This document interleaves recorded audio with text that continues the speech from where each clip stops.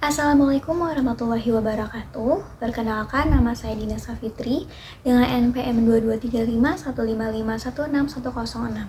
Video ini dibuat untuk memenuhi tugas 2 mata kuliah Sistem Perencanaan, Pemrograman, dan Penganggaran R03 yang diampu oleh dosen Ibu Eka Fadila, SIP, MA. Pada kesempatan kali ini, saya akan menjelaskan mengenai kerangka acuan kerja atau KAK, proposal, dan RAPBS. Sebelum melaksanakan sebuah kegiatan, pastinya membutuhkan perencanaan terlebih dahulu. Karena di dalam perencanaan akan terdapat gambaran kegiatan, anggaran, dan hal penting lainnya yang diperlukan dalam sebuah kegiatan. Perencanaan kegiatan sebagai sebuah proses yang dimulai dari penetapan tujuan kegiatan organisasi, menentukan strategi untuk pencapaian kegiatan tersebut secara menyeluruh. Perencanaan yang baik adalah ketika apa yang dirumuskan dapat direalisasikan dan tercapai tujuan yang diharapkan. Perencanaan yang buruk adalah ketika apa yang dirumuskan dan ditetapkan tidak berjalan dalam implementasi, sehingga tujuan kegiatan tidak terwujud.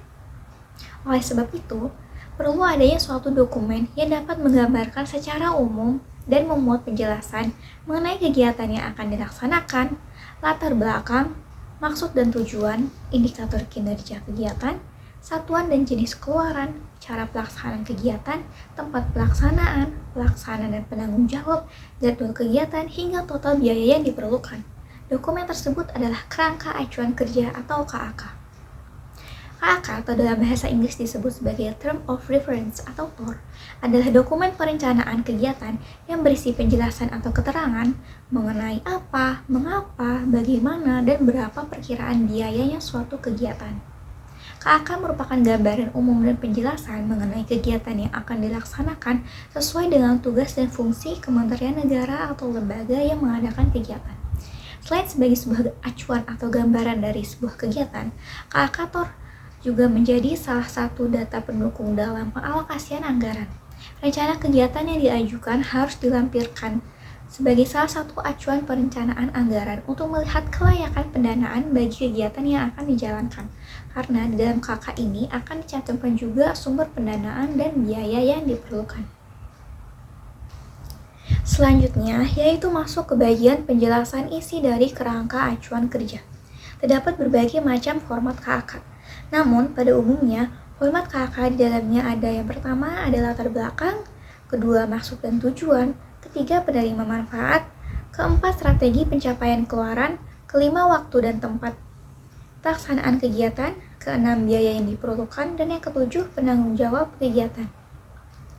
Selain itu juga, sebelum memasuki bagian latar belakang, biasanya pada bagian awal KAK terdapat 3 aspek yang dicantumkan, yaitu ada nama perangkat daerah atau lembaga yang akan melaksanakan kegiatan tersebut. Lalu ada nama kegiatan dan ada subkegiatan. Subkegiatan inilah yang akan menjadi kegiatan yang nantinya akan dilaksanakan. Di sini saya juga akan melampirkan sebuah contoh KAK. Dapat dilihat pada gambar yang tertera bahwa ada nama organisasi perangkat daerah yang akan melaksanakan kegiatan, yaitu pemerintah Kabupaten Rembang dengan lembaganya yaitu Dinas Komunikasi dan Informatika. Bidangnya yaitu tata kelola dan layanan informatika dengan nama program aplikasi informatika, dan nama kegiatannya pengelolaan nama domain yang telah ditetapkan oleh pemerintah pusat dan subdomain di lingkup pemerintah daerah kabupaten atau kota. Dengan nama subkegiatannya penata laksanaan dan pengawasan nama domain dan subdomain dalam penyelenggaraan pemerintah daerah kabupaten atau kota. Selanjutnya yaitu pembahasan latar belakang. Latar belakang merupakan penjelasan mengenai dasar hukum yang terkait dari suatu lembaga atau kementerian dan kebijakan pemerintah daerah yang merupakan dasar keberadaan kegiatan atau aktivitas berkenaan dengan peraturan perundang-undangan yang berlaku, rencana strategis perangkat daerah, dan juga tugas fungsi perangkat daerah. Sedangkan gambaran umum merupakan penjelasan secara singkat mengapa kegiatan tersebut dilaksanakan dan alasan penting kegiatan tersebut dilaksanakan serta kegiatan yang dipilih dengan kegiatan keluaran atau output dalam mendukung pencapaian sasaran dan kinerja program. Dan juga dalam uraian latar belakang dijelaskan mengenai penjelasan kegiatan tersebut penting untuk dilaksanakan. Yang kedua yaitu maksud dan tujuan. merupakan suatu kondisi yang ingin dicapai dengan kegiatan. Untuk itu, rumusan maksud dan tujuan harus menjelaskan mengenai keluaran atau hasil dari kegiatan tersebut, manfaat benefit dari keluaran yang diperoleh, lalu dampak atau impact yang akan diperoleh setelah dihasilkannya keluaran atau hasil kegiatan tersebut yang dikaitkan dengan rencana strategis perangkat daerah. Selanjutnya yaitu penerima manfaat. Ini menjelaskan siapa yang akan menggunakan produknya, baik nanti internal maupun eksternal, yaitu unsur masyarakat. Sasaran atau penerima manfaat juga menjelaskan siapa yang akan dijadikan target atas keluaran manfaat kegiatan tersebut. Bisa pimpinan, karyawan, masyarakat, dan lain sebagainya. Selanjutnya yaitu strategi pencapaian keluaran. Ini terdiri dari metode pelaksanaan kegiatan dan waktu kegiatan. Metode pelaksanaan kegiatan menjelaskan bagaimana kegiatan ini dilaksanakan, serta menggambarkan kegiatan mulai dari perencanaan, pelaksanaan, hingga pelaporan. Metode pelaksanaan kegiatan juga menjelaskan apa saja rangkaian kegiatan acara, tindakan, dan lain sebagainya dalam rangka penyelenggaraan kegiatan. Hal ini juga mencakup capaian rencana strategis yang menjelaskan dan menggambarkan capaian strategis yang nantinya akan didapatkan dengan parameter ukuran renstra dari suatu lembaga. Kegiatan yang dilaksanakan yang pastinya harus sejalan dan seiring dengan upaya pencapaian rencana strategi lembaga. Yang kelima yaitu ada waktu dan tempat pelaksanaan kegiatan yang menjelaskan serta menggambarkan waktu pelaksanaan kegiatan secara detail dan rinci, termasuk tempat yang akan digunakan penyelenggaraan kegiatan. Yang keenam, biaya yang diperlukan. Memuat total biaya yang diperlukan untuk melaksanakan suatu kegiatan dan sumber dana yang dipergunakan. Misalnya dari APBD, bantuan luar negeri, pihak ketiga, dan lain sebagainya. Total yang diperlukan juga harus dicantumkan dalam KAK. Sedangkan dalam rincian jenis pembiayaan kegiatan tercantum dalam rincian anggaran biaya atau RAB. Berikut adalah contoh rincian anggaran biaya. Yang ketujuh, penanggung jawab. Berisi kolom penanggung jawab kegiatan yang menjelaskan, menggambarkan, dan menjelaskan nama pimpinan, orang yang ditunjuk sebagai penanggung jawab kegiatan, baik dari lembaga, bagian, atau unit yang menyelenggarakan kegiatan. Dan juga dapat melampirkan kepanitiaan termasuk struktur panitia yang secara rinci menggambarkan struktur panitia ini nanti dapat dilampirkan di bagian lampiran di KAK. Setelah tadi dijelaskan mengenai KAK atau TOR, lalu bagaimana dengan proposal? Apakah ada perbedaan antara TOR dengan proposal? TOR dan proposal memiliki perbedaan mendasar dalam tujuan dan penggunaannya. TOR lebih fokus pada pengaturan dan manajemen proyek atau dokumen yang menjelaskan landasan, tujuan, dan struktur proyek yang akan dilaksanakan. Sedangkan proposal merupakan dokumen formal yang digunakan untuk mengajukan ide atau gagasan kepada pihak berwenang. Meskipun keduanya memiliki tujuan yang berbeda, keduanya sama-sama penting dalam konteks yang sesuai untuk memastikan keberhasilan suatu inisiatif atau proyek. Pembahasan yang terakhir yaitu RAPBS. Apa sih RAPBS itu?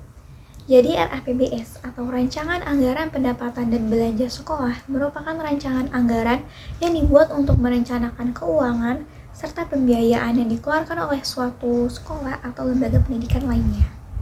RAPBS ini penting untuk dilakukan karena merupakan bagian dari rencana operasional tahunan dan agar setiap sekolah dapat mengatur pendapatan serta pengeluarannya. Dengan begitu, tujuan pendidikan akan tercapai. Dalam penyusunan RAPBS, terdapat aktor-aktor atau pihak yang terlibat. Pihak yang terlibat dalam penyusunan RAPBS diantaranya itu ada kepala sekolah dengan berbagai pihak lainnya juga, yaitu ada guru, komite sekolah, staf tata usaha, dan operator sekolah atau tenaga ahli pengelola keuangan. Seperti KAK sebelumnya yang terdapat format atau bagian apa saja yang harus ada, begitu juga dengan RAPBS. Dalam penyusunannya, terdapat langkah-langkah, yaitu yang pertama, pengumpulan data. Mengumpulkan data dan informasi terkait kegiatan dan kebutuhan sekolah. Selanjutnya yaitu mengidentifikasi kebutuhan sekolah. Kebutuhan ini mencakup biaya operasional, pembelian peralatan dan sarana prasarana, serta upah tenaga pendidik dan non-pendidik. Selanjutnya yaitu menentukan sumber pendapatan untuk membiayai kegiatan tersebut. Pendapatan sekolah dapat berasal dari dana bantuan pemerintah, iuran siswa, sumbangan pihak ketiga, dan lain-lain. Selanjutnya yaitu penyusunan anggaran pendapatan. Tahap ini ialah dilakukan penyusunan anggaran pendapatan sekolah berdasarkan sumber pendapatan yang telah ditentukan sebelumnya. Beberapa langkah yang ada di tahap ini yaitu ada identifikasi sumber pendapatan, perencanaan pendapatan, pengaturan prioritas, pengawasan, dan evaluasi. Menyusun anggaran belanja untuk membiayai kegiatan dan kebutuhan sekolah. Nah, dalam tahap ini, penyusunan anggaran belanja sekolah perlu memperhatikan faktor-faktor seperti kebutuhan aktual sekolah, perkiraan inflasi, dan perubahan kebijakan pemerintah terkait pendidikan. Selanjutnya yaitu penyusunan laporan RAPBS yang berisi rincian anggaran pendapatan dan belanja sekolah. Laporan ini berfungsi untuk menggambarkan secara rinci anggaran yang telah disusun sebelumnya dan juga berfungsi sebagai alat pengawasan dan evaluasi agar pengawasan dan evaluasi sekolah dapat dilakukan dengan baik. Berikut akan saya lampirkan contoh dari rencana anggaran pendapatan dan belanja sekolah atau RAPBS. Sekian pemaparan materi dari saya mengenai KK, proposal, dan RAPBS. Kurang lebihnya mohon maaf. Wassalamualaikum warahmatullahi wabarakatuh.